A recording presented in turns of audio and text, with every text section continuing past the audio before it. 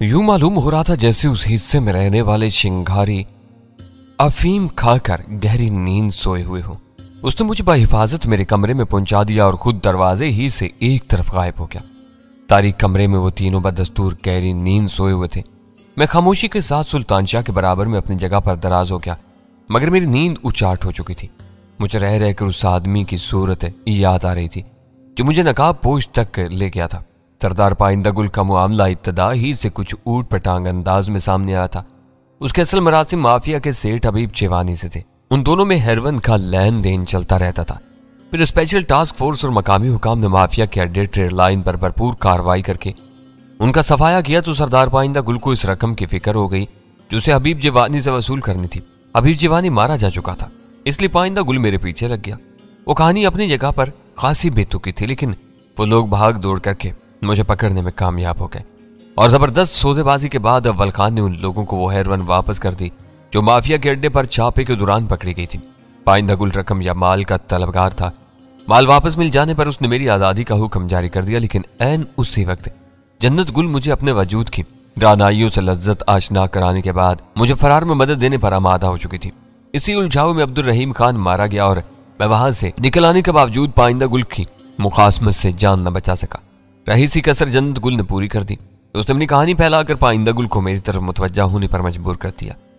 इस कहानी में जन और जर का तनाजा था। मोहब्बत और मुखालफत की पुरानी घिसी पीटी कारफरमाइयों ने जन्नत गुल को पाइंदा गुल के खिलाफ ला खड़ा किया था, लेकिन हमारे गालान पहुंचने के बाद उस रवायती इख्तलाफ ने यक व यक पेचीदगी इख्तियार कर ली थी। हम अमलन पाइंदा गुल और उसके वफादारों की तहवील में थे, लेकिन हमारी बेहतरी घंटियों वालों से मिलचाने में नजर आ रही थी। मैं बहुत देर तक बिस्तर पर पड़ा करवटें बदलता रहा, लेकिन नींद का दूर दूर तक पता नहीं था। मैंने सिगरेट सुलगाकर कमरे में टहलना शुरू कर दिया। मुझे टहलते हुए चंद मिनट ही नहीं गुजरे होंगे कि कोई दरवाजे पर आ पहुंचा और उसने टार्च की तेज रोशनी मेरे ऊपर मरकूज कर दी। मैं ठिठक अपनी जगह पर रुक गया। तेज रोशनी की वजह से मैं आने वाले को नहीं देख सका।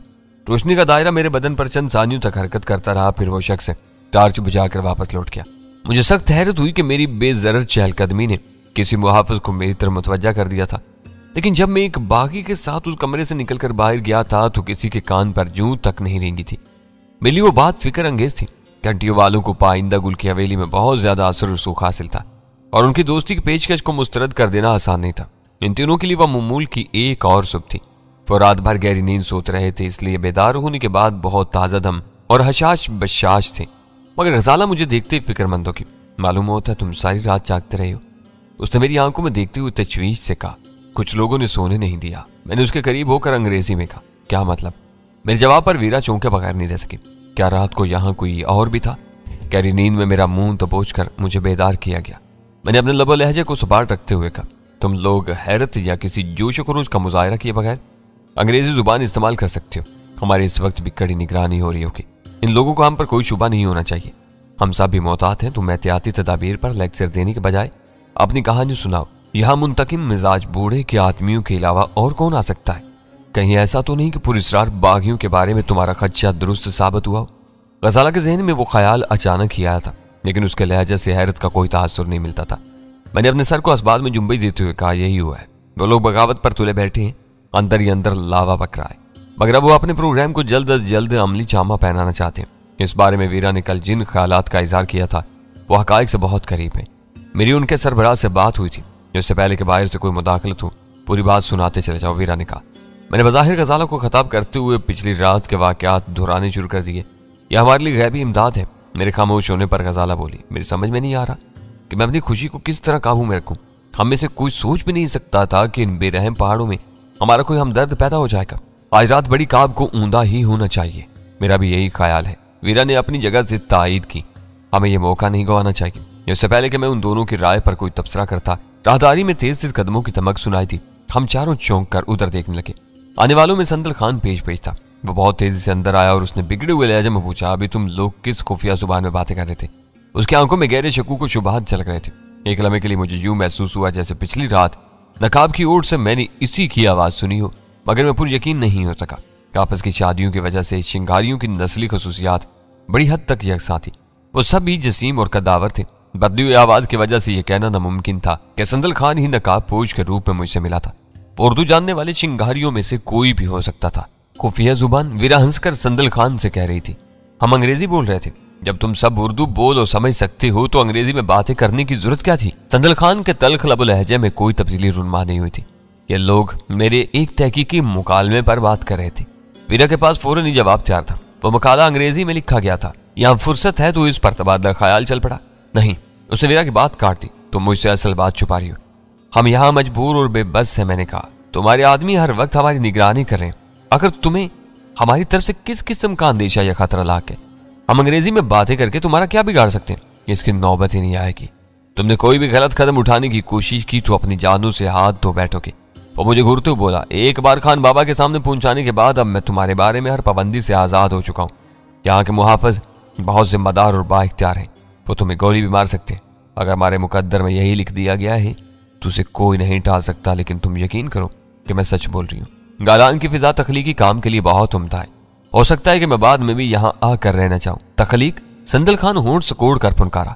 इन पहाड़ों में औरतें बस बच्चे तख्लीक करती हैं या घर संभालती हैं। तुम लोग ये याद रखना कि खान बाबा के नमक ख्वार तुमसे एक लम्हे के लिए भी काफिल नहीं है। इस वक्त वो एक मरतबा फिर वीरा से बेपरवाह नजर आ रहा था। वीरा के साथ उसका दोहरा रवैया मेरी समझ से बाहर था। वो वापसी के लिए पलटा तो वीरा नरमी से कहा, अब हमें अंग्रेजी जुबान के इस्तेमाल की आज़ादी है या इस पर पाबंदी लगा दी गई है? हम तुम्हें किसी कीमत पर भी नाराज नहीं करना चाहते। तुम कुत्तों और बिल्लियों की जुबान भी इस्तेमाल कर सकती हो, लेकिन यह याद रखना कि यहाँ लाए जाने वाले खान बाबा की मर्जी के बगैर नीचे की वादी में भी कदम नहीं रख सकते जहां हमारे कैदी और गुलाम काम करते हैं।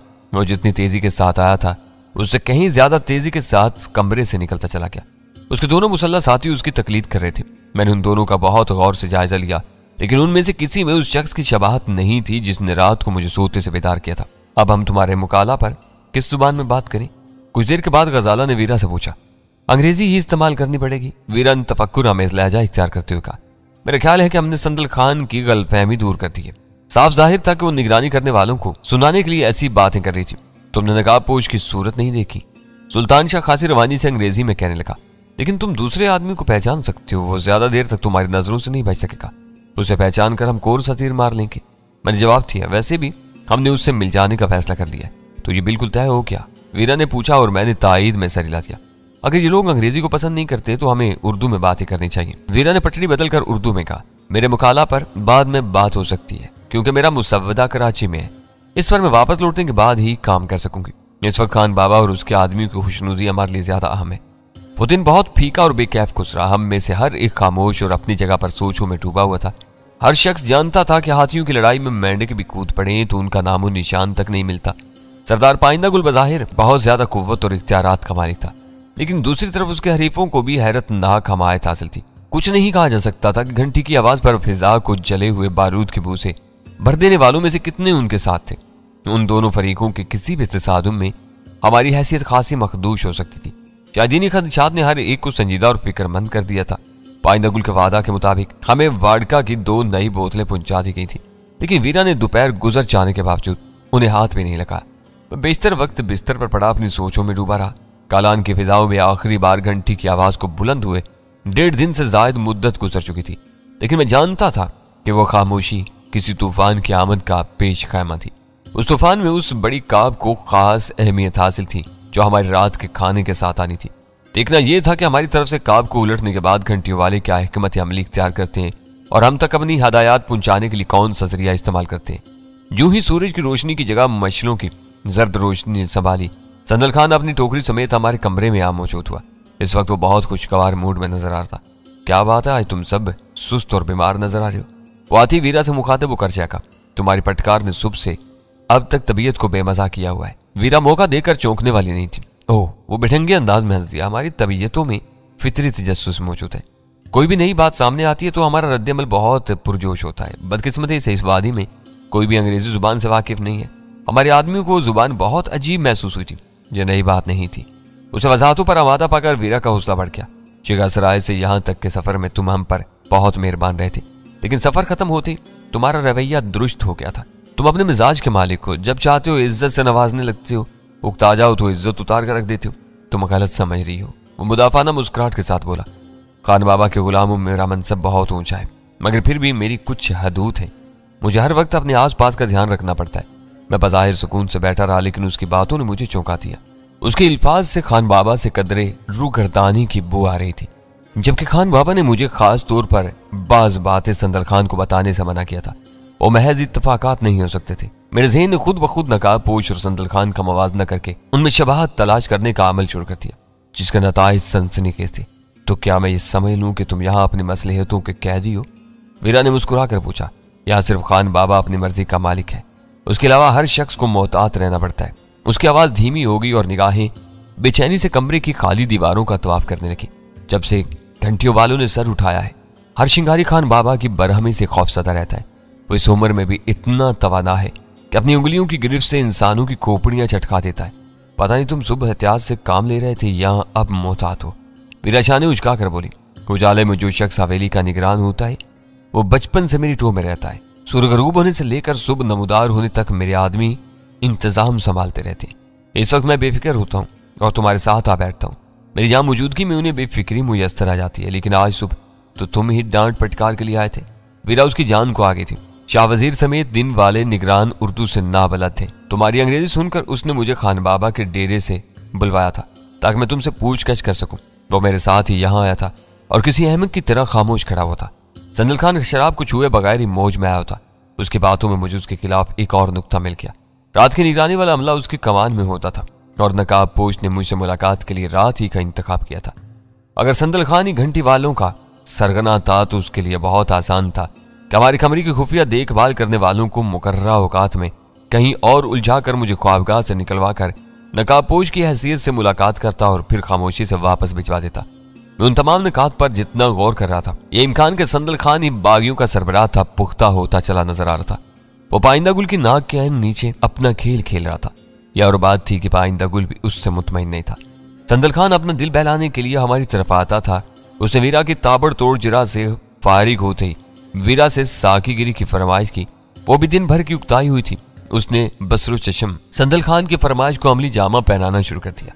मैं उस रात पूरी तरह चाको चौबंद रहना चाहता था, इसलिए मैंने तबीयत की गिरानी का बहाना करके अपनी रफ्तार बहुत सुस्त रखी। लेकिन वो दोनों ही थोड़ी देर में रंग में आ गए। बातों ही बातों में सिबगतुल्लाह का जिक्र निकला तो संदल खान ने बताया हम लोगों के साथ नरम रवैया अपनाने पर उसे सिबगतुल्लाह की बरहमी का सामना करना पड़ा। लेकिन गालान में वो हम पर सख्ती करने से कासिर था, क्योंकि हमें हर सहूलत पाइंदा गुल की मर्जी और इजाजत से फराम की जा रही थी। उसने जलालाबाद की कार्रवाई में भारी रसद पर कब्जा किया था। उसे सारे हथियार और उनके बेशुमार राउंड से पाकिस्तान के सरहदी इलाकों की तरफ रवाना कर दिए थे, जहां उनके दाम खड़े कर लिए गए थे। अनाज की बोरियों से लदे हुए 2 ट्रक लेकर वो काबुल की तरफ निकल गया था, जहां अशियाए खुर्दनोश का शदीद बहरान आया हुआ था। काबुल में वो ट्रक बहुत महंगे फरोख्त हो गए। इस रकम से सिबगतुल्लाह ने हेरोइन की तैयारी में काम आने वाले केमिकल्स के 3 ड्रमों का सौदा किया था। काबुल में मुकीम एक सिख अदवाया साजी के काम माल के नाम पर वो केमिकल दरामद करके चोर बाजार में बेचता था और अफीम की तैयारी के मौसम में उस पर 10 गुना नफा कमाता था। सिबगतुल्लाह की उन कामयाबियों ने खान बाबा को बहुत खुश कर दिया था, जिसके नतीजे में उसे बादरान जाने की इजाजत मिल गई थी। बादरान शिंगार वैली ही की एक दूर उफ्तादा बस्ती थी, जहां सिबगतुल्लाह का खानदान आबाद था। संदल खान ने बताया कि सिबगतुल्लाह हम लोगों से मुलाकात का ख्वाहिशमंद था, लेकिन अगली सुबह बादरान रवाना होने की तैयारियों में मसरूफ होने की वजह से वो इधर नहीं आ सका था। मेरे लिए सिबगतुल्लाह की जात में कोई दिलचस्पी नहीं थी, लेकिन उस जिक्र में मौत के सौदागरों की दरूनी खाना मुसरफियात भी शामिल थी, इसलिए नीम दिली से उसमें हिस्सा लेता रहा। फिर वीरा और संदल खान से मुआज़त करके उस तख्त की तरफ चल दिया जहाँ सुल्तान शाह वक्त काटने के लिए गजाला के साथ रमी खेल रहा था। कमाल है, आज तुम अपनी मनपसंद महफिल छोड़कर इधर आ गए। गजाला ने खुशगवार हैरत से कहा, मालूम होता है कि दिन भर की बेकारी तुम्हारे मूड पर बहुत ज्यादा असरअंदाज हुई है। मुझे इस मरदूद पर शुबा है। मैंने बैठते हुए अंग्रेजी में सरगोशी की। नकाबपोश गजाला ने जेर लब बुड़बुड़ाकर अंग्रेजी ही में इस्तफसार किया। हाँ, मेरा ख्याल है ये इस वक्त हमें टटोलने की नीयत से आया। तुम पत्ते मिलाकर दोबारा कार्ड बांटनी शुरू कर दो ताकि वो हमें खेल में मसरूफ समझता रहे। मैं एक ही सांस में कहता चला गया। वो वीरा के साथ राजो न्याज में मुनहमिक है। उसे हमारा ख्याल भी नहीं आएगा सुल्तान शाह मन मनाया। उसे कबाब में से हड्डी निकल जाने की खुशी होगी। गजाला ने पत्ते फेंटते हुए कहा, मगर मेरा जहन खला में उड़ रहा था। मेरी समझ में नहीं आ रहा था कि हमारे साथ किस किस्म का खेल खेला जा रहा था। कड़ियां मिलाने पर मेरे जहन में एक नया शुबा सर उबार रहा था कि शायद घंटी वालों में से कोई हमारे करीब नहीं भटक सका था। संदल खान ने अपने आदमियों की मिली भगत से रात वाला ड्रामा रचाया था। वो मुझे सहल तर आजादी का लालच देकर अपने जाल में फांसना चाह रहा था ताकि मुझे बदनीयत और साजिशी करार देकर पाइंदा गुल की नजरों से गिरा सके। वो पाइंदा गुल को हमारे अजाइम के बारे में बदगुमान कर देता तो वो मगलूबुल गज़ब सरदार हमारी मौत का फैसला भी सादर कर सकता था। हम इस सरजमीन पर अजनबी थे और वो अपनी कसम तोड़े बगैर हमें सजा सुना सकता था। शायद संदल खान हम तीनों से छुटकारा हासिल करके वीरा को माली गनीमत के तौर पर अपनी तहवील में लेने की मंसूबाबंदी कर रहा था। हम तीनों मशीनी अंदाज में पत्ते फेंकते और समेटते रहे। हमारी बातें जारी थीं, लेकिन मैंने अपने नए शुबे का जिक्र करके उन्हें मजीद प्रगंदा नहीं किया था। उन दोनों की सारी ज़हनी वर्जिशें इसी एक नुक्ते पर मरकूज थीं कि संदल खान बागियों का सरबराह था या नहीं। वक्त रींग रींग कर गुजर रहा था, मगर फिर भी खाने का वक्त आ ही गया। थाल के गिर्द बैठते ही मैंने देख लिया कि सबसे बड़ी काब में पहाड़ी तीतरों के भुने हुए पार्चों का ढेर मौजूद था। हम चारों को बड़ी काब की अहमियत का अंदाजा था, इसलिए सभी ने हैरत और इश्तियाक के साथ उन पार्चों पर धावा बोला और किसी दूसरे खाने को छेड़ने से पहले बड़ी काब को बिल्कुल खाली कर दिया। मैंने कनखियों से संदल खान की तरफ देखा तो पिछले रोज के मामूल की तरह एक तरफ बैठा शराब पी रहा था, मगर उसकी निगाहें हम लोगों की तरफ ही मरकूज थी। मैं फौरन थाल की तरफ मुतवज्जा हो गया। हम लोग यके बाद दीगरे खाने से फारिग होते चले गए। मैं दनिस्ता हाथ रोक कर खा रहा था ताकि आखिर तक मसरूफ रह सकूं। फिर मैं अकेला रह गया। मैंने चंद लुकमों में अपनी रकाबी साफ की और पानी पीने के बाद बर्तन समेटते हुए नहायत सरसरी अंदाज में बड़ी काब को थाल में उल्टा कर दिया। अचानक संदल खान के हल्क से एक अजीब सी गुर्राहट बुलंद हुई और उसने अपने कंधे से झूलती हुई सब मशीन गन हाथों में थाम कर अपनी जगह छोड़ दी। मेरा दिल उछल कर हल्के में आ गया। शायद संदल खान उसी लम्हे के इंतजार में अपना जाल फैलाए बैठा था। मैंने नकाब पोई से यकजहती का इजहार करके शायद अपनी गर्दन में खुद फंदा टाल लिया था। संदल खान की तहय्युर ज़दा आंखें थाल में रखी हुई बड़ी काब पर जमी हुई थी। फिर वो खुद गुलामी के अंदाज में बोलने लगा, मैं अंधा हूं ना, मैंने बहुत ज्यादा शराब पी हुई है, फिर भी मैं जो कुछ देख रहा हूं वो नाकाबिले यकीन है। ये कैसे हो सकता है, ये कैसे हो सकता है? फिर वो चौंक कर अपने कदमों पर लम्हा भर के लिए लड़खड़ा है। उसने अपने हाथ में दबी हुई गन की नाल हमारी तरफ सीधी की और बड़ा राज मुझसे मुखातिब हो गया, सच से बताओ अंदर कौन गद्दार है जो तुमसे मिला हुआ है? तुम किस नमक हराम के साथ पैगाम रसानी की कोशिश कर रहे हो? तुम्हें कोई गलत फहमी हुई है, मैंने आइजी से कहा। हमने कुछ भी नहीं किया, तुम्हें हमारी किस बात ने अचानक इश्तियाल दिलाया? ये कहकर मैंने सवालिया नजरों से अपने साथियों की तरफ देखा, लेकिन उन सब के चेहरे सपाट और मातमी होने की हद तक संजीदा थे। इसी वक्त मजीद 3 शिंगारी कलाशंकोफे ताने अंदर घुस आए। संदल खान की आंखें फिर बड़ी काब पर जमकी। खुदा की कसम, ये वही हरकत है जो बादरान वाले दुश्मन की कैद से अपने पैगाम बाहर पहुंचाने के लिए इस्तेमाल करते हैं। ये उनका जद्दी पुश्ती राज है, मगर मैं इससे खूब वाकिफ हूं। सच से बताओ कि बड़ी काब को तुमने किसके लिए उल्टा किया? संदल खान का वो रद्द-ए-अमल इस कदर बेसाख्ता था कि मैं उलझन में पड़ गया। उसकी साजिश होती तो वो इतनी इस्तरारी अदाकारी का मुजाहरा नहीं कर सकता था। उसकी आंखों से जाहिर हो रहा था कि वो सच बोल रहा था। मैंने कमजोर आवाज में कहा, यह महज इत्तेफाक है, मैंने खाली काब को उलट दिया। इसमें कोई गड़बड़ पोशीदा है तो मैं इसे सीधा की देता हूँ। हम दिन रात तुम्हारे सामने हैं, हवेली में हमारा किससे रब्ता हो सकता है? मैंने बादरान का जिक्र तुम्हारी जुबान से पहली बार सुना है। इनका कोई राज हमारे इल्म में नहीं है। ये किसी बात का खुला खुला मुस्बत जवाब है। वो नशे की झोंक में गुरा, बड़ी काब सीधी हो तो इनकार और उल्टी हो तो इकरार होता है। सिबगतुल्लाह इस बात की गवाही देगा कि मैं गलत नहीं कह रहा। बादरान उसका आबाई इलाका है, वो वहां के हर राज से वाकिफ है, मगर मैं भी इतना अनजान नहीं हूं कि तुम मेरी आंखों में धूल झोंक सको। मैं दिल ही दिल में उस नकाब पोश को कोस कर रह गया जिसने मुझे उस कदर खतरनाक तरीका बताया था कि मैं उस पर अमल करते ही पकड़ा गया। वो कोई बादरानी ही हो सकता था जिसे ये जोम रहा हो कि उसके गांव का जंगी राज किसी दूसरे शिंगारी के इल्म में नहीं होगा। इस सूरत हाल से मेरे आसाब पर तनाव तारी होने लगा था। मैंने खाली उलझेनी और नाउमीदी के आलम में संदल खान के पीछे खड़े हुए मुसल्ला शिंगारियों की तरफ देखा तो यकबारगी मेरा हौसला बंद गया। उन तीनों में से एक शख्स वही था जिसने मुझे पिछली रात जबरदस्ती बेदार किया था। मैंने अपने कमरे में आने वाले सितारों की मुहूम से इनकास में उसकी सूरत देखी थी, लेकिन उसका एक एक नक्श मेरे दिमाग में पूरी तरह महफूज था। मुझे आस हो गई कि हमारा एक हमायती वहां मौजूद था। मुझे सदमा है कि तुम अभी तक हमारी तरफ से मुतमईन नहीं हो, मैंने गहरे मुतासफाना लहजे में कहा। खान बाबा की छत के नीचे किस में हौसला हो सकता है कि वो हम जैसे मजबूरों के साथ कोई साजिश या हमदर्दी करे? हमारे पास किसी को देने के लिए कुछ भी नहीं है। कौन हमारा साथ देने की हमाकत करेगा? उसने 2-3 मरतबा अपनी पलकें झपकाई, फिर वीरा से मुखातब होकर बोला, तुम क्यों खामोश हो? तुम्हारे पास मेरे सवालों का क्या जवाब है? तुम्हारा ये साथी बहुत चालाक और मकार लूमड़ मालूम होता है। मैं डैनी से बेहतर जवाब नहीं दे सकती, इसलिए खामोश हूं। वैसे भी तुम डैनी से मुखातिब रहे हो। ये चालाक जरूर है, मगर तुमसे किसी मकारी की हमाकत नहीं कर सकता। हम सब ये बात जानते हैं कि यहाँ हमारी जिंदगियां तुम्हारे एक इशारे की मोहताज हैं। इस कदर कमजोर पोजीशन में हम क्या साजिश कर सकते हैं? मेरे पहचाने हुए शिंगारी ने अचानक मकामी बोलनी शुरू कर दी। संदल खान उसकी तरफ मुतवज्जा होकर अपना सर हिलाने लगा जैसे उसकी बात माकूल हो। उसके खामोश होने पर संदल खान ने बोलना शुरू किया। इन दोनों में चंद मुकालमों का तबादला हुआ, फिर संदल खान एक तख्त के किनारे पर बैठ गया। बकिया तीनों शिंगारी बदस्तूर कलाशंकोफे ताने खड़े रहे। मैंने संदल खान से बात करने वाले शिंगारी से निगाहें चार करके नजरों ही नजरों में कोई कुनाया लेने की कोशिश की, लेकिन वो मुझे बुरी तरह नजरअंदाज कर रहा था। काब सीधी करके बर्तन उठा लो। कुछ देर तक सोच में मुस्तकरक रहने के बाद संदर खान ने अपने आदमियों से कहा, मैं खान बाबा से बात करके इन लोगों के बारे में आज ही कोई फैसला करता हूँ। शायद बकिया दो चिंगारी उर्दू से नाबलद थे। संदर खान से बात करने वाले ने अपनी बोली में उनसे कुछ कहा। एक ने बढ़कर बर्तन उठा लिए। उनके जाने से पहले संदल खान हमारे कमरे से चला गया। बाद में वो तीनों भी कुछ कहे बगैर वहां से निकल गए और हम चारों खाली खाली नजरों से एक दूसरे की तरफ देखने लगे।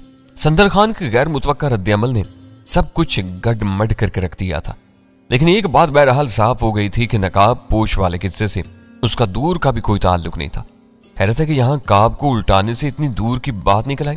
कुछ देर बाद गजाला ने मासूमाना अंदाज में कहा, अपनी चमड़ी महफूज रखने के लिए हमें बहुत ज्यादा एहतियात से काम लेना होगा। वो जो कुछ कह रही थी वो छुपे हुए निगरानों को अपनी बेगुनाही का यकीन दिलाने के लिए था, वरना हम चारों के दिलों में चोर मौजूद था। कराची वगैरह की हंगामा खेज जिंदगी के बाद यह ऐसा मालूम हो रहा था जैसे मैं ख्वाब देख रही हूँ। आज की जिंदगी की हकीकतों के मुकाबले में गालान के तजुर्बात फिक्शन महसूस हो रहे हैं।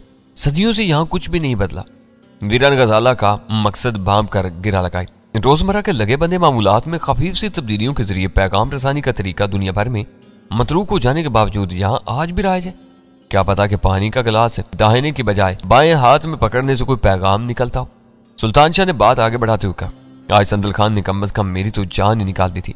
तुम ठीक कह रहे हो, पत्थर के जमाने से पैगाम रसानी के रवायती तरीके चले आ रहे हैं। वीरा बोली, लेकिन अब ये फन बल्कि एक बाकायदा साइंस बन चुकी है, जिसकी इब्तिदा मोरिस कोड से हुई थी। मैं खामोशी से उनके तबसरे सुनता रहा। वीरा अचानक ही मेरी तरफ मुतवज्जा होगी। तुमने क्यों उदास बकरे की तरह मुंह लटकाया हुआ है? आंखों से ऐसी तशवीश टपक रही है जैसे आसमान गिरने वालों। तुम्हारे ज़हन पर शराब का सरूर तारी है, इसलिए तुम्हें 7 खून माफ है। मेरी छठी हिस्स नई सूरत हाल से मुतमिन नहीं है। काश ये रात खैरियत से गुजर जाए। मैंने संजीदगी से कहा। हम लोग सोने की तैयारियों में मसरूफ थे कि 4 मुसल्ला शिंगारी दंदनातू हमारे कमरे में घुस आए। उनमें वही शख्स सबसे आगे था जिसे मैं अच्छी तरह पहचानता था। उसने उस वक्त तक उर्दू का एक लफ्ज भी नहीं बोला था, मगर पिछली रात के तजुर्बा की बिना पर मालूम था कि वो उर्दू पर कहा देता। मगर मुझे उससे गुफ्तगू की इब्तिदा करने की जरूरत पेश नहीं आई। उसने अपने साथियों से एक कदम आगे बढ़कर मुझे आंख मारी, फिर ताकमाना लहजा बोला, तुम लोगों को भेड़ों के पुराने बाड़े में चलना है। ये खान बाबा का हुक्म है।